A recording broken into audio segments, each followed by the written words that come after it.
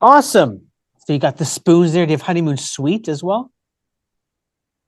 No, No. that's also ELO. Oh, are you going to the concert? I don't know. I don't All know. right. I went to the last final ever show. Mm-hmm. So I missed the first final ever show. I was Yeah. able to see the second final ever show. So I'm not sure if I'm going to go see the The last third. final The ever final show. third. Maybe Jeff Lynne is doing an Elton John final tour. Minaz and I went to Elton John's final show in Toronto, Yep. and he has since done, I think, 3 more. Yep. Yep. So that's the way it goes, man. Listen, we'd be remiss if we didn't do a quick concert review, Greg.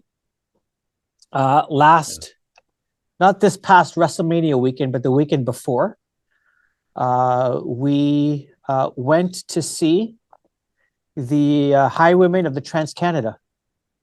Type. Yeah. The Trans-Canada Highwaymen concert at the Opera House in Toronto. What a fun show. Yeah. Just a fun show. A lot of great hits, a lot of special guests. And yeah, how did you find the show? Oh, I thought the show was great. I thought the guys had a lot of fun. You're right. I mean, to have Tom Wilson come out and join them to do the Junk House tune. Yeah. Bruce McCullough hosted. It was just, the fact that they, made fun of, not made fun of, but made fun of themselves and made fun of all of us and our ages and stuff, right? Yes.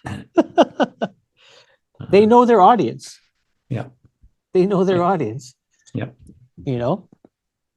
And it ended on time. It ended nice and early, so we could. We're all old. Once again, we're all old. Yes. So it's like older. Nobody wants to be out after 10.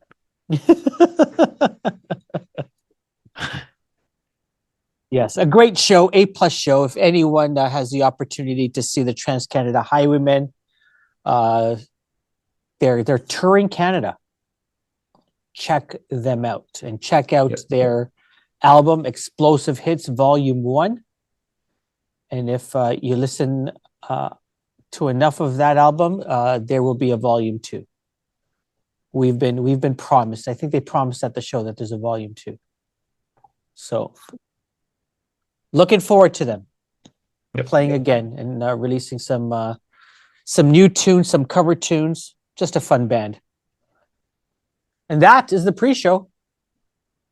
That is the pre-show. Hello, I am Rob Preuss, and I am happy to be a guest on Welcome to the Music.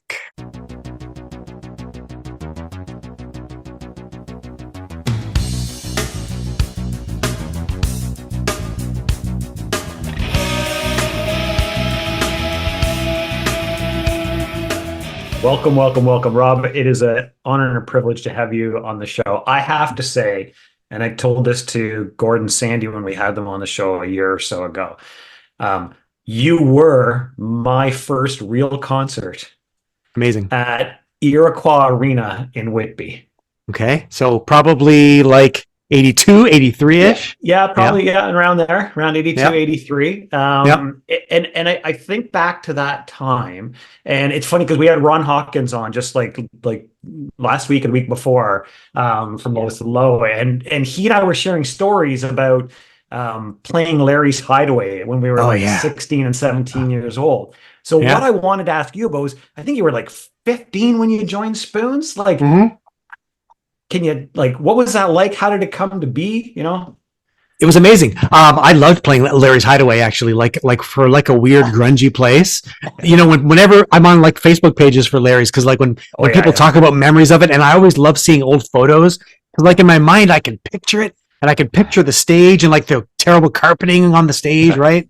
And the big side, the speakers and all the stuff, right? Yeah. And the terrible dressing rooms, and there were all those clubs in Toronto that you just, if you were around at that time, you just have those memories of what it was like, But but yeah, I joined the Spoons when I was 15. So the first gig I did was at the Edge with the band, which is another great, lost venue. It was a super cool place to play. And we basically we made the rounds because when I joined the band and I was 15, I was in grade 11, I guess. And Gordon, Sandy, and Derek were finishing college and university. So we weren't doing a lot of gigs. Like we spent a lot of time rehearsing. And then within the first few months that I was in the band, we started prepping to record the first album as well. So it was a pretty cool that it wasn't full time, but it was like there was a forward momentum happening with the band, so I could go to school and sometimes we'd be doing a gig and I'd get home late and maybe skip first period.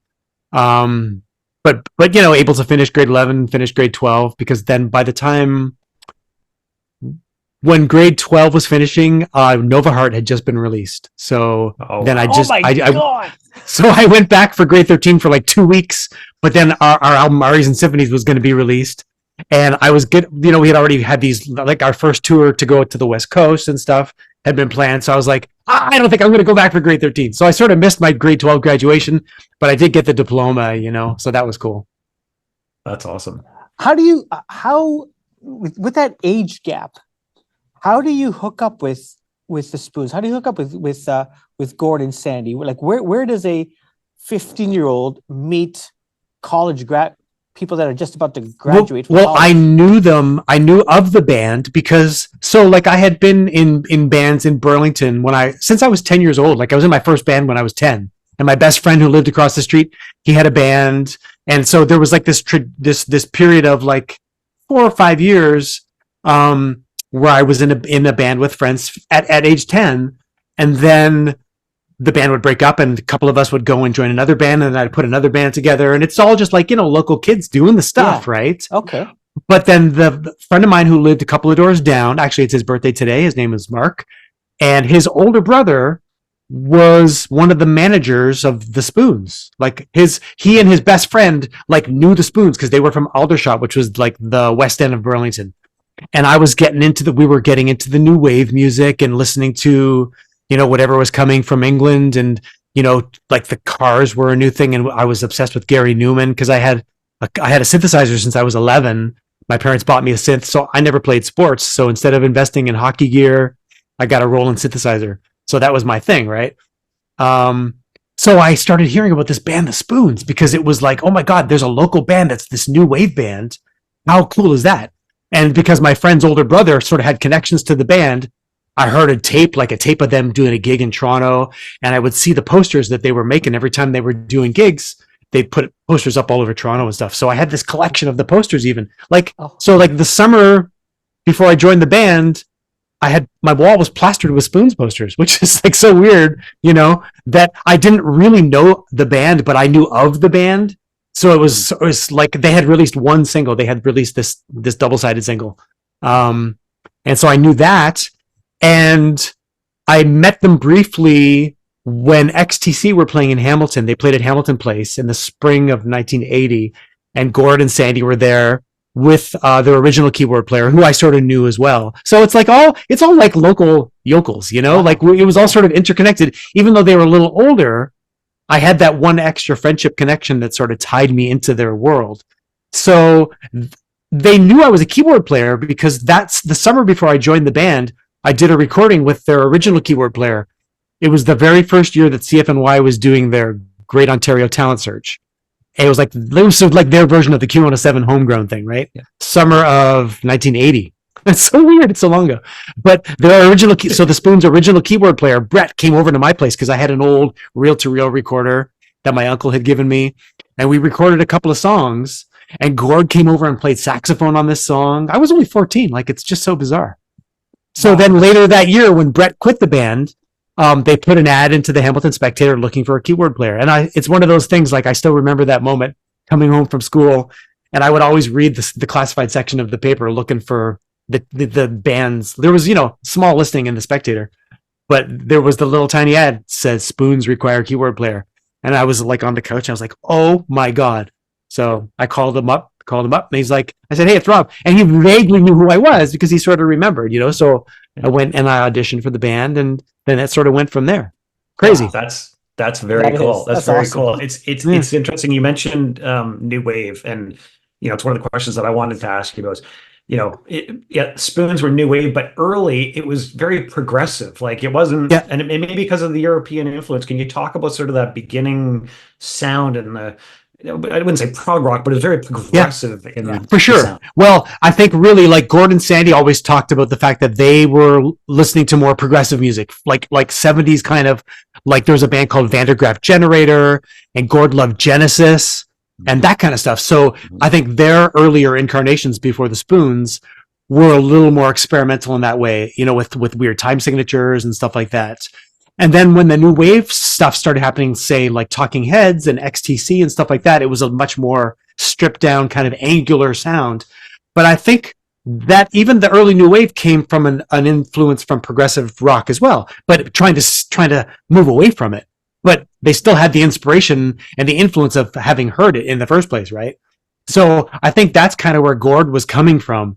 And then I came to the band with my synthesizer inspired by Gary Newman and inspired by Gary Wright and anything that was electronic. Mind you, I also came from the world of Elton John and Queen and that stuff as well. But when I took a turn into the world of new wave, I was looking for anything that had keyboards, anything that was electronic in that way, because that was the new frontier as well.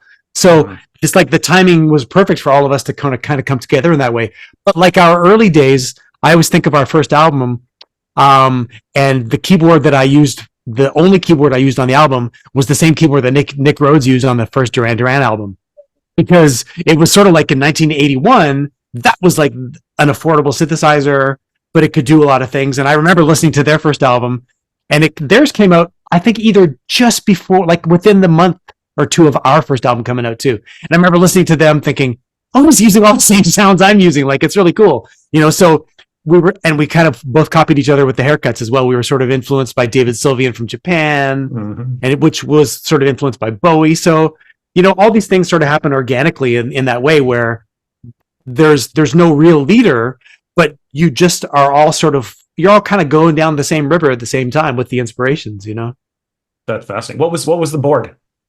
It was a Roland Jupiter 4. Jupiter 4. Okay. Yep, which I still have. My first synth that my parents bought for me when I was 11 was a Roland SH2000, which was a monophonic synth, and I still have that as well. And then the Jupiter 4. So the first album I did completely with the Jupiter 4. I played a little acoustic piano on it as well, and then we had a little bit of Mellotron on a couple of tracks, but I didn't play that. We brought the guy who owned the Mellotron, played it. They were like, "You're only 15. You don't know what to do with a Mellotron. We're not going to let you near it." So I got to just stand back and listen. Yeah. That's funny because I remember I played at my high school. I can't remember how old I was, but we played Planet Earth at one of our assemblies. Yeah. And I had to rent a Jupiter. I can't remember what the shop was in Ajax or whatever, the music shop there. But I went there, rented the Jupiter because I had to have that to play in the school, in the gymnasium. Amazing. Because of Nick, right? So well, and it's amazing, like when you have that opportunity as a kid. Like when I was in one of my first bands, I guess it was before I even had before I got the synth, and I had an electric piano as well. Before I had that, I was just playing on acoustic piano. Like in my first band when I was 11, we could only play wherever there was a piano. The drummer in my band, he had a big old upright piano in his basement. So I'd go over and he had his drum set set up in the corner of the rec room in the basement, big shag carpeting and all the jazz, right? 1976, it's crazy. But I would play that piano and it was so fun. Like it was so rewarding to just make the music.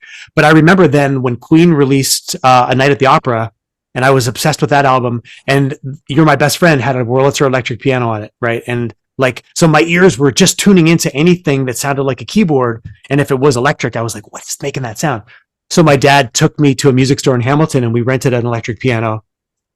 And then it turned out that it was the wrong piano because I didn't know, I didn't understand the difference between a Rhodes piano and a Wurlitzer piano.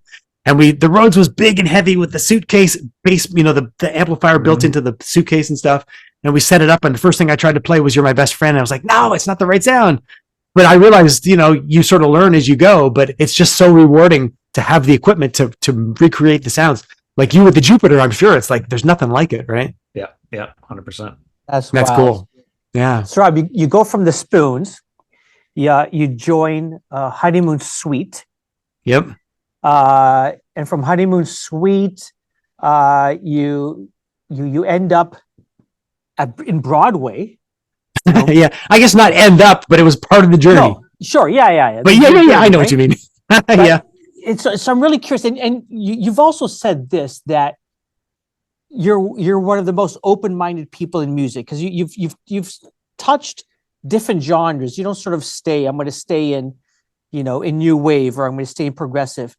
Yeah. I wanted to ask you about all of these genres and what makes you almost like a musical chameleon in terms of being able to adapt and play different styles and to go into different directions when it comes to music. I guess I just love all music. Like it's just because when I was a kid and I started piano lessons when I was 5, and my teacher took me through the Royal Conservatory training with, like learning all the technical stuff, learning the scales and all the, I did harmony lessons. I did all that stuff. And I did my exams every year. And at the same time, I wanted to learn to play pop songs. And the first pop song that I wanted to learn when it was on the radio was The Entertainer by Scott Joplin, which is not really a pop song, but it was on the charts when that movie came out, The Sting. And it was so it was like early 70s, like this was 1973 or 74. Like how long ago is that? It's a long time ago. And I heard this, solo piano on the radio, instrumental. And I thought, man, even at age 6 or 7 or whatever I was, and I thought, wow, that's really cool. Like I want to play that. So my mom got the sheet music for me and I practiced it and I learned it. And then I took it to my teacher and she said, "Oh, Robbie, that's too hard. Like, we need to get you like a simplified sheet music version of it." Cause I probably didn't play it that well, but I tried really hard. Yeah. So I remember then going to the music store and getting the sheet music, which was the simplified version.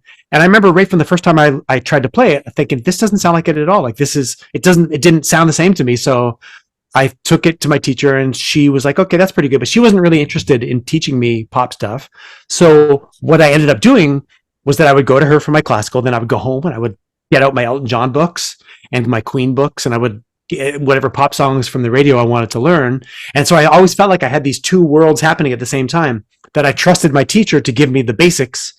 And I loved learning classical music. And I still love it to this day. Like I can spend a whole afternoon, just sitting at the piano and just like sight reading through classical stuff. But then I can also spend the afternoon on the synthesizer, just jamming around, whatever. Right. So I've always had both of those worlds going. And I guess the idea that I've always been open-minded is because I've loved like listening and playing all kinds of music. My dad played music. And so I always heard like crazy German music around the house when I was a kid, like Papa music and Lawrence Welk. We'd watch Lawrence Welk and I learned to love that kind of music. And I love Disney music, like, it like just the range of stuff. Like as much as I loved rock and roll and I loved Kiss when I was a kid and I loved Queen and whatever. I think I've just stayed open-minded in terms of trying to be, and it's fun to learn any kind of music. Like even for me now, like my wife and I, we work with a lot of kids in our neighborhood and in our area with like doing voice lessons and stuff. And kids come to us and they want to sing like the latest pop songs. And it's fun to like learn stuff I'm like, I guess I wouldn't really choose to listen to it, but it's still fun to just be exposed to things and find the good things within it, Yeah, it's interesting because what you sparked something for me that I hadn't thought about in I don't know how many years.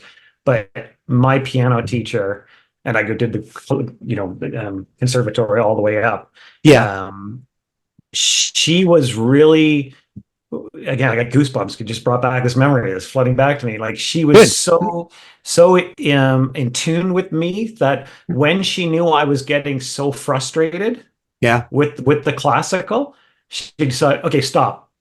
At the end of the class, next week, I want you to bring some sheet music of what you want to learn. So I go nice. to like Boomtown Rats or something, right? Yeah, yeah. That in, and we would spend, again, I'm just blown away by the memory coming back here. That's awesome. We would spend just weeks and weeks just working on that piece. And oh yeah, because and the most important thing as a teacher, like what we discover with the kids that come to us, like I get frustrated sometimes with kids that we're teaching because they're not learning the basics as far as like they're not learning to really read music and we're not teaching them like real musical fundamental, like rudiments of music, you know, but what we're trying to instill in them is the love of music. And like kids come to us because they want to sing songs. And when you get a kid who like they'll write down a little list of the songs they want to sing. And then they come to us with a list. And then for me, the fun thing is to like look for the sheet music. I'll go online and there's a couple of websites I go to. And what you want to do is just keep the kids inspired, you know, in that way. And otherwise you would stop. Like my parents never forced me to take lessons. And there were times I remember like only a few times in my childhood when if I didn't do my homework for my theory lesson and I would say, oh, I don't want to go to my lesson. And my mom would say, okay, well, you don't have to go if you don't want to go. You know, she would be like, sure, that's fine. Like we're not forcing you to go. And then I would turn around and say, okay, I'll go. Cause I really did like it at the end of the day. I did enjoy it.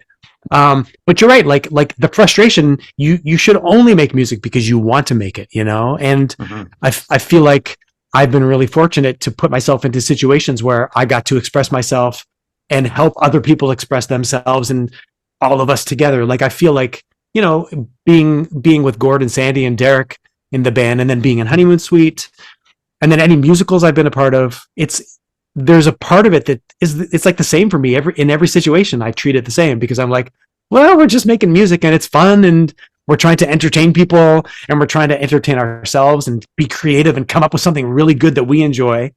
And at the bottom line for all of it is that's the fundamental thing is you're sharing something that makes you happy, you know? Yep. That's amazing. Yeah, it's really fun. You grow up, Rob, listening to Queen. Yeah. And then an opportunity comes up where you're asked to train someone. I know. To be Queen, Freddie Mercury. Like, how does that happen? And like, what goes through your mind? And how was that experience? That must have been phenomenal working with Rami Malek. Well, it was cool. I mean, it was just a couple of days that we spent together. So I had been doing this musical Mamma Mia, which, you know, was based on all the ABBA songs. And I did that show forever. I did it in Toronto. And then this is the reason I moved to New York was to do the show here as well.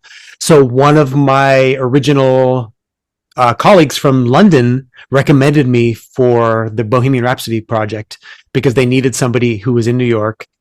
It was like a cryptic email. They said, well, you know, there's a film project and there's an actor who needs piano lessons. And if you're interested, then let me know. And I was like, of course, I won't say no because I didn't know anything about what it was going to be. Okay. But I just thought, oh yeah, I'll say yes because like, why not? Like it's a new opportunity, whatever it is. Then, you know, in the back of my mind, I'm like a little bit nervous too, thinking, I don't know if I'm going to be able to teach or do whatever I need to do, but I won't know until I say yes. So then the next email that comes, it's got some sheet music and it's got We Are the Champions and it's got Bohemian Rhapsody. And I'm like, oh, I guess I can. And then you know, they had just started talking about the fact that Rami Malek was going to be doing this film. Like a couple months earlier, he had been on TV doing some interviews talking about it. Yeah. And so I thought, well, this is really cool. Like, what a cool opportunity this is. So then I had to arrange with his manager that he was in New York filming this TV show called Mr. Robot. That's right. And so we scheduled some time to get together. And basically, I was like his first piano teacher before he went to London to start doing the film.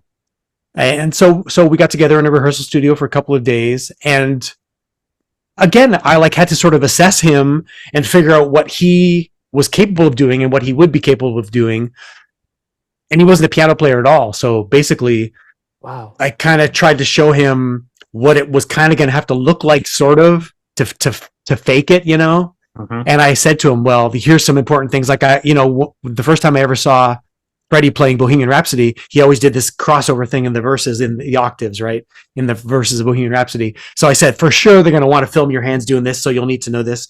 So he stood over top of me and like filmed my hands. Like he got on the piano bench and I sort of played and he had a little video on his phone of me playing. And that was it. So then it was just a couple of days together. And then like a year later, the film comes out. And I thought, okay, well, that was really cool. And so my wife and I, we went to see the film. And I thought, well, I don't even know if I'll like have my name in the film or whatever, but I got a credit at the end as a piano coach. There was like That's so five different people, you know, because then he went to London.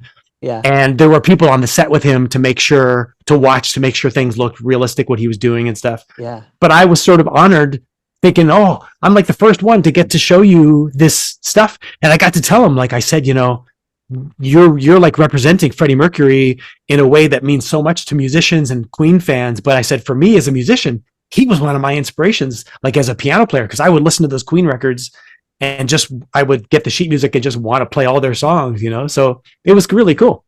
That's amazing. Yeah, it was neat. One of the things, and it's funny, when I learned that you were involved was because of not the creeping you on Facebook, but you shared on Facebook something like, okay, now I can tell the world or something. Yeah, well, because it was, Well, it was like a year later because, so when I was with him in the studio, I was like, we got to take a picture together. So I took a picture of the two of us. And then I realized, I think that there's like a non-disclosure, like you're supposed to sign an NDA for the film, whatever. So I sort of held on to it until it was like a year later when the film was being released. And then I had seen some other people posting about how they were involved with the film. And I thought, okay, screw it. Now I can mention it, so now I can say something about it. So then I posted the picture and I said, well, I'm really proud that and honored that I was a part of, a small, tiny part of, helping him do this thing. So then it was really exciting to do it. Yeah.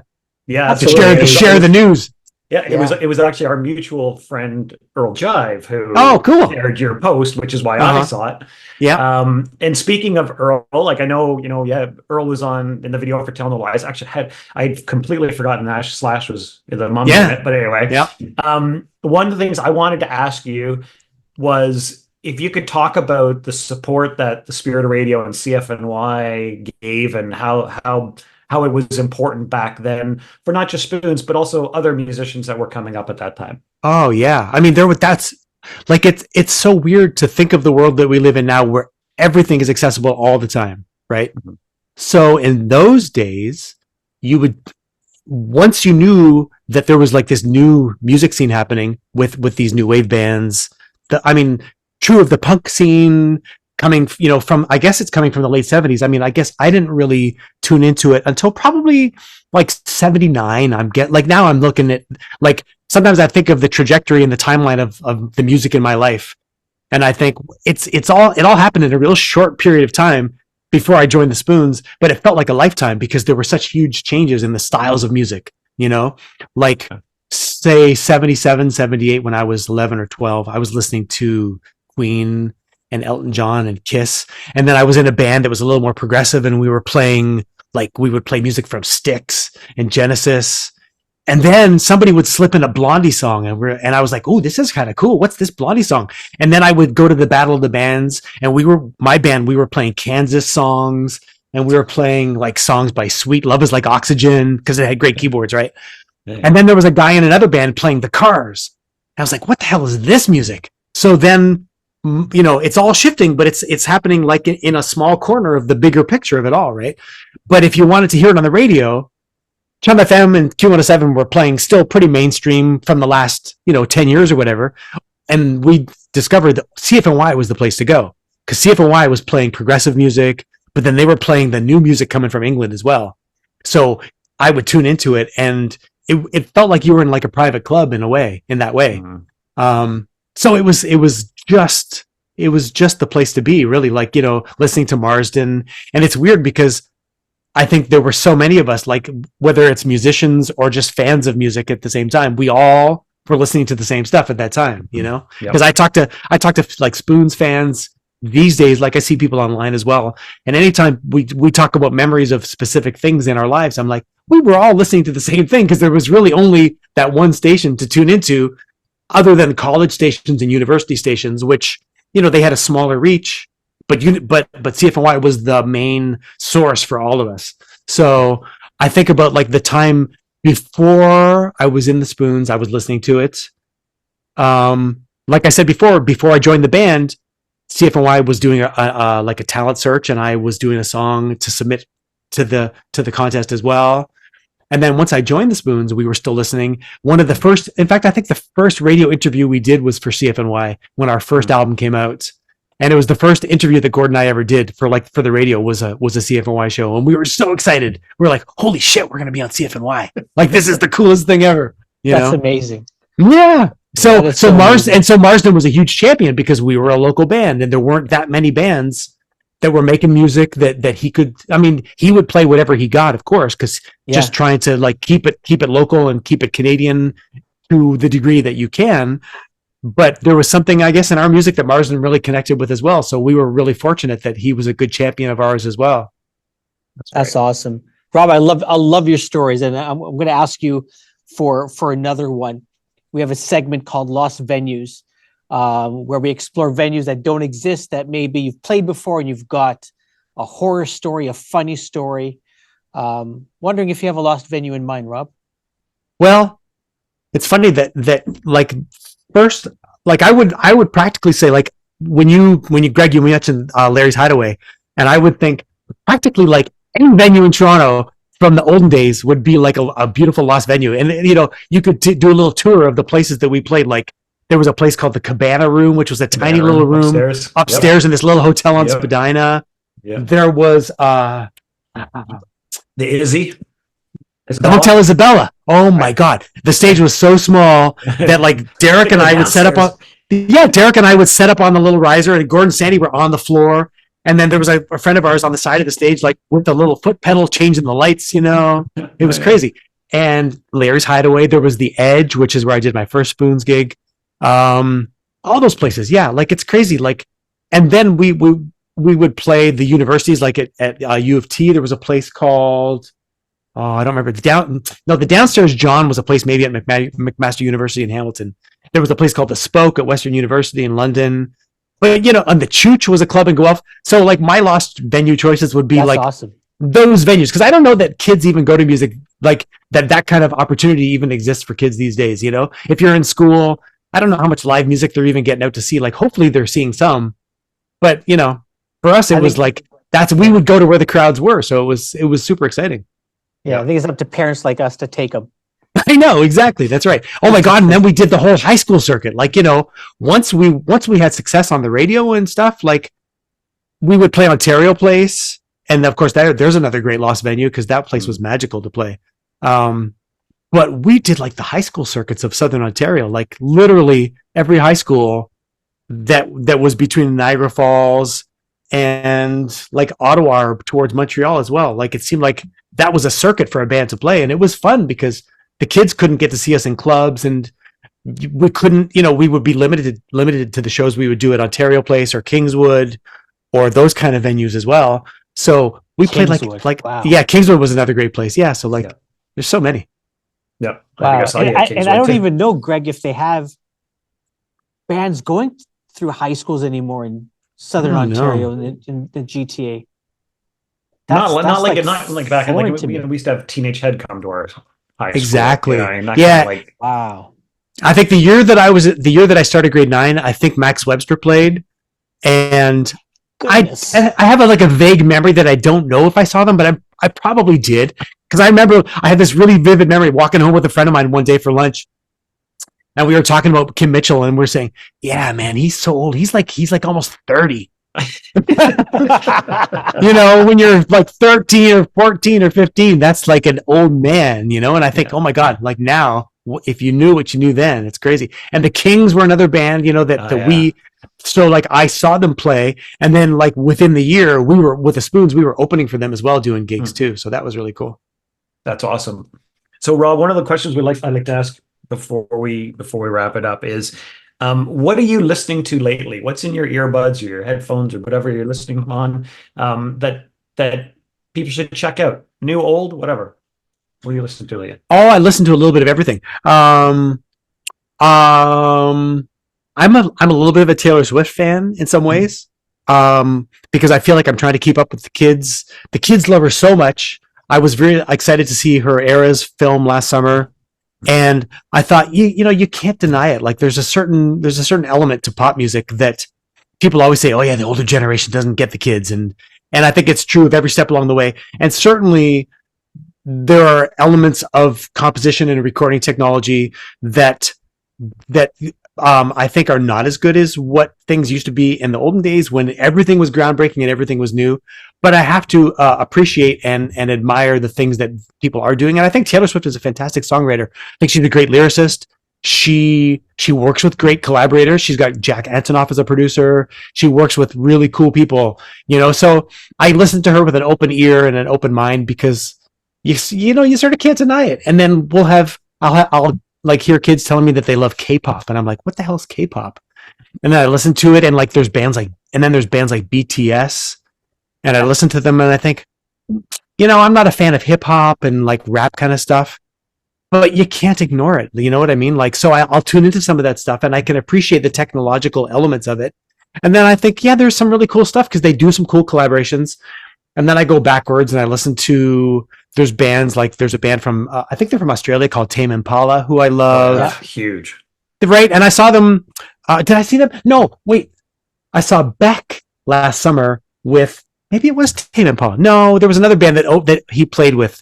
But I try to listen to everything. It's the problem of being open-minded is like, I can never think of anything when somebody says, what are you listening to now?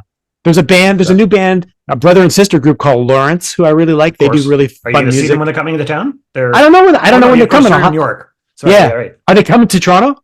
Yeah, we're seeing them. My son was just asking me about it on the weekend. He's like, "Oh, really? Tickets to Lawrence, right?" And I'm like, and then he looked up, and yeah, I can't remember when it is, but I think. Are you going to go see them? Okay, no way, yeah. That's amazing. Oh yeah, I mean they're fantastic musicians. Like they're super cool.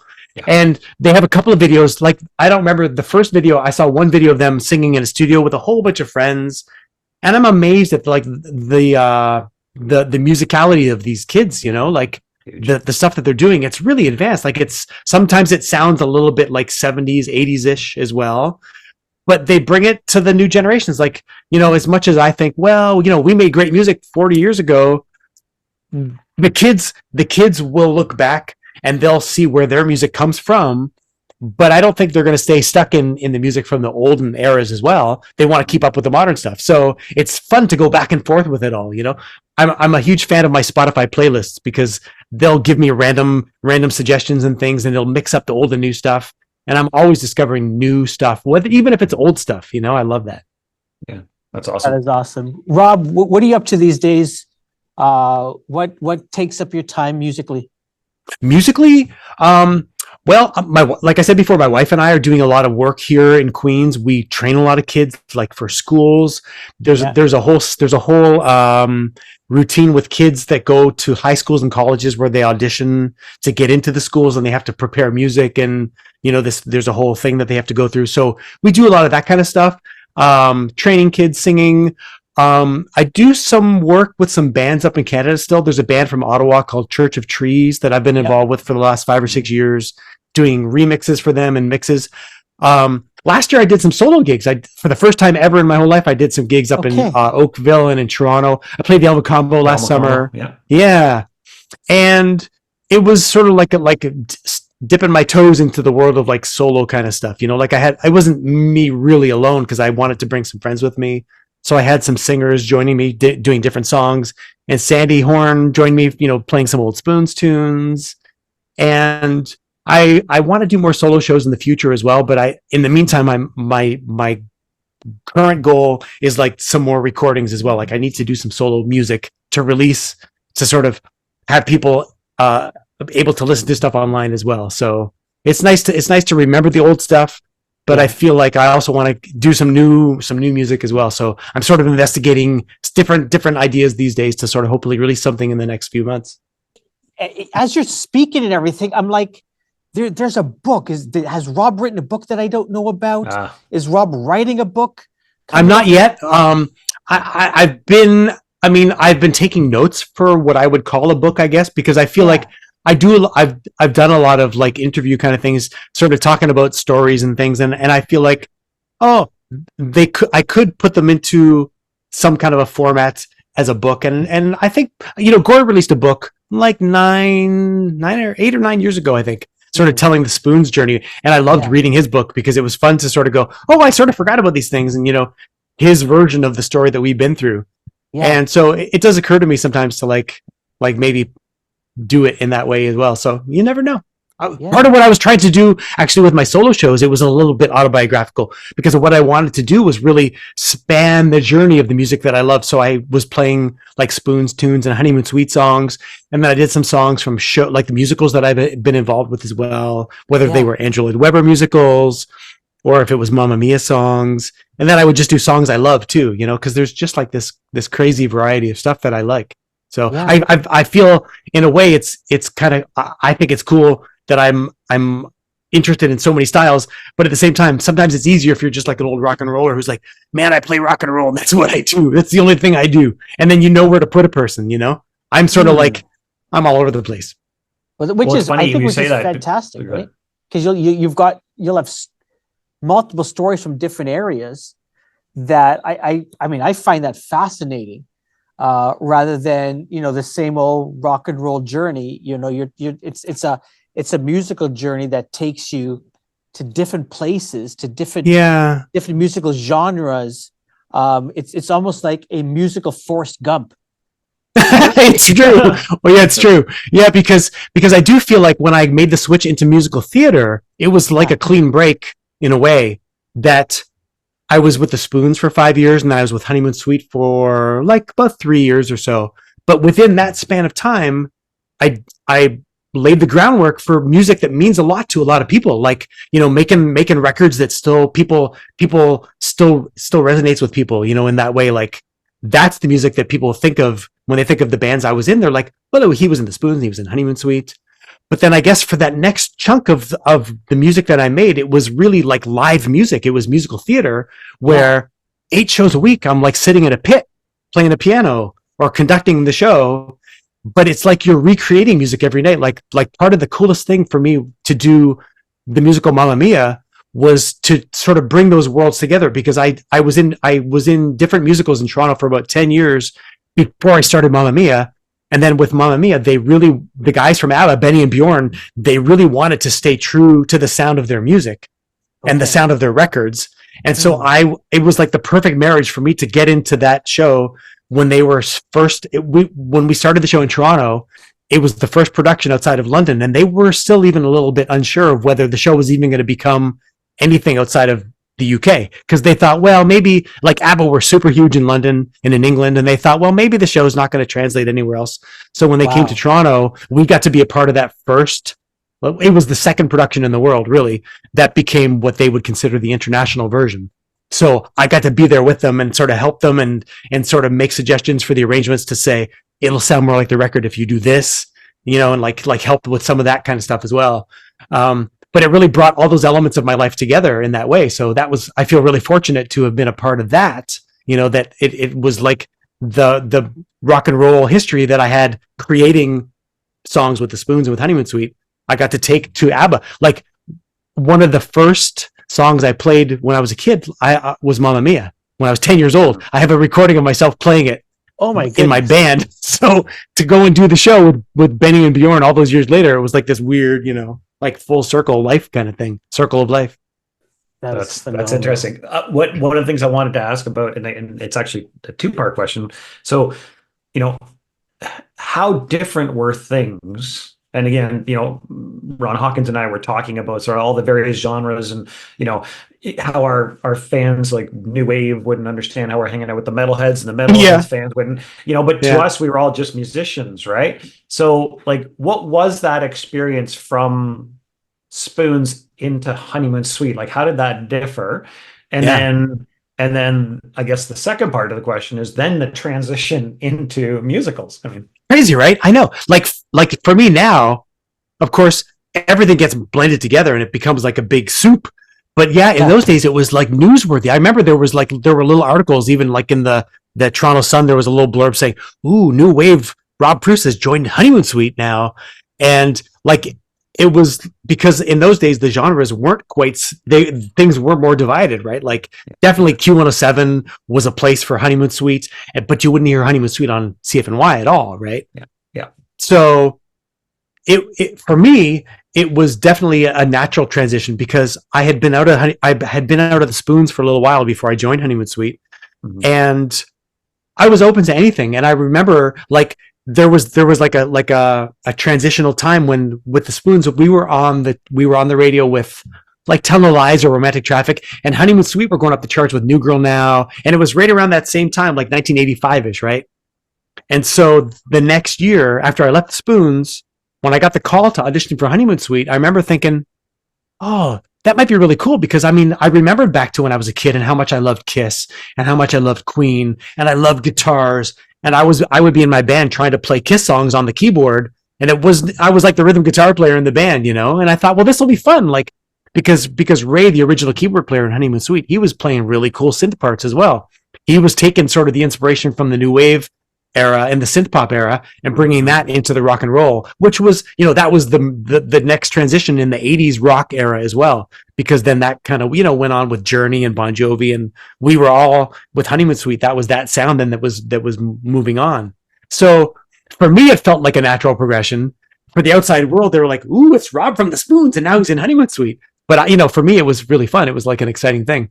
And then similarly, after being in Honeymoon Suite, going into the world of musical theater, for me, it felt natural because I thought, well, when I was a kid, I learned how to read music, and to go into the pit, I don't need to bring anything else but my brain and my technical abilities, and I can go and sit at the piano and play. But there was a whole thing on CBC, like they came into the pit at the Pantages when Phantom was first opened, and they were like, Rob Preuss has gone from the stage to the pits. And it was like this little news segment. And it was like, I think now, like, wow, it must have been really slow news times, to like think it was newsworthy for them. But, I think, well, it was 1989. So it was still really like the 80s world was happening, so trying to cover things happening in that way. Yeah. Listen, in music these days, there's a lot of talk about artificial intelligence. And the ability for these computer systems and programs to be able to take styles from different places, voices, sounds, and put it together to create new music, or to even mimic artists. What are your thoughts on AI in pop music? And is there a place for it? Is it something to keep an eye on? It's really, I think that the whole idea of AI in so many ways is very strange still. I think we're all still trying to understand what the heck it is, Like the first time that I heard people like taking the elements of a voice and mimicking it to do another song, there's like a couple of YouTube channels where there's a guy doing, well, I'm going to take Freddie Mercury's voice and he's going to sing Beatles songs now. Or I'm going to take Billy Joel's voice and he's going to do Elvis Presley songs or whatever. And for the first time you hear it, it's sort of unique and you think, wow, that's weird. Because it does kind of sound like Freddie Mercury singing a Beatles song or whatever. But at the same time, it's kind of bad because like it still sounds like the Beatles song, but with a sort of weirdly, vaguely Freddie Mercury kind of voice. So I guess it's sort of like an experiment, like a challenge just because you can, but I don't know that that's a way forward creatively, because that ultimately is not going to create music that people are going to really want to listen to other than just mimicking what's gone before, So I think that there are things that it can serve purposes. I heard the coolest thing I heard somebody describe AI as a word processor, as it's a functional device that you can use, but you have to bring your own brain and your own ideas to it. So it's just a tool. And a tool is only as good as the user. So like people make jokes about writers where there's like people go to see a writer being interviewed or a writer speaking and they'll say, what kind of pencil do you use? Like, as if knowing the kind of pencil is going to make a difference in your creativity. But it's actually not the pencil. It's not the tools. It's the inspiration, where it's the people that you are inspired by and what you take to go forward. And I think the world of AI is we're at a weird transitional time, because people can type a few words into an image generator and come up with pictures, but all the pictures are sort of weird looking and they're a little generic looking and there's not a lot of originality to it. And like, I don't think the point of art is just simplifying it. I don't think the point is just to make it easier to do, Part of the struggle is to like sit alone with your ideas and with your thoughts and work it out and have a lot of a lot of rough copies of things and then get past that and come up with the final version. Like I went that last summer, they did a big auction at Christie's, did a big auction of Freddie Mercury's entire personal belongings. I don't know if you saw this last summer. They, his partner, Mary Austin, she was like the executor of his estate, and they kept his house completely pristine. They didn't touch it for 30 years. And finally they went in and they gathered everything and they sold it for charity, and they sold it all at auction. And there were like sheets of paper with him like working on the Bohemian Rhapsody lyrics and like writing out harmonies for We Are the Champions and stuff. And you see him like scribbling out ideas and trying different things. And I think this is how creativity works. Like you have to like use your own thoughts, and you have to like scratch things out and work through it, and you can't just press buttons and do things. And there's a certain element to the technology to help us. But at the end of the day, you still have to trust your own intuition and your own ideas. So I think that the AI thing, I think we should all look at it as a tool, but it gets boring really fast. Like that's the other part of it. Like I think you can even start to recognize it when you hear or read certain things. You're like, oh, I think that doesn't sound like a person actually writing these things or making this music, so yes, it's not going to go away, but I think we're still like in an embryonic stage to it all. So I think it's sort of fascinating, like in a way, like it's easy to dismiss it. Like we should be able to say that sounds like shit, or that I don't want to, look at that. I don't care. It's lazy. But at the same time, if you see something good, you should say, well, that's really cool. It's interesting, and it's sort of along the same lines when it comes to technology. One of the things, so in our discussion so far, we've talked about the importance of CFNY, Spirit of Radio back in the day, and we've also talked about how great it is to have Spotify and tools like that, and Apple start to curate your playlist where you're going to learn stuff from. I'd love to know your thoughts on, as a musician who grew up with that support of radio to today, what are your thoughts on the impact of streaming services? And it's weird. I mean, there's so much good to it. I think the good outweighs the bad in many ways, which a lot of musicians wouldn't say, because a lot of people say, well, they're not paying enough money, and it's fractions of a penny for the streams, which I think is true. But I don't think that the point of making music in the first place was ever, speaking for myself, I never made music to get rich and famous, and I never got really rich and never got really famous, So clearly there were ulterior motives to me to making music, and it felt really good to play the piano and to make songs and meet people and have people say, oh my God, I love your songs. And I could say, wow, that's weird. Thanks. So making money, making a living, making music is still like a weird kind of a gift. And it's a struggle sometimes too, but what are you going to do? I'm not a lawyer, and I didn't go to school to learn to do anything that's going to make me a lot of money. So it's fine. So the fact that people complain about the money that's not being made, or that's, record companies have always been the people who made the most money, because they're business people, and that's like their job.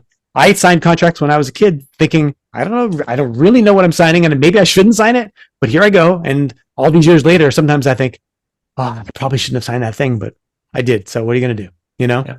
So I think as long as people continue to want to make music and upload their music and share their music, there's a place to play music. And like we were talking about that band Lawrence, and I'm like, I don't know anything about their deals and what they're making and what they do.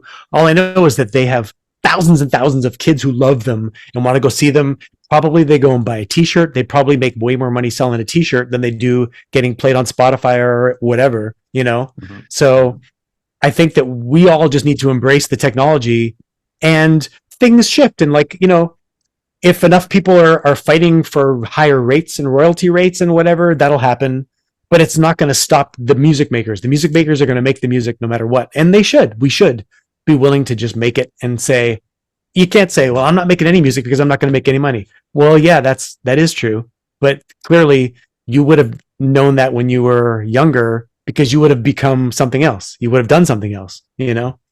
I feel like making music, this is sort of the reason that I want to like have some music of my own to share online now as well, because I'm like, if I type my name into Spotify, nothing. Well, there are some things that come up. I was involved with Spoon songs and Honeymoon Sweet songs, and there's musicals that I've been a part of, that I can see stuff come up on there.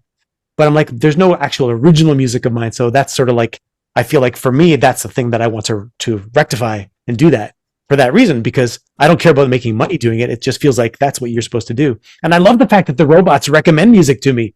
The Spotify playlists, every day there's a thing called Daylist, and it changes. It's like every 4 hours or whatever, it comes up with some new playlist.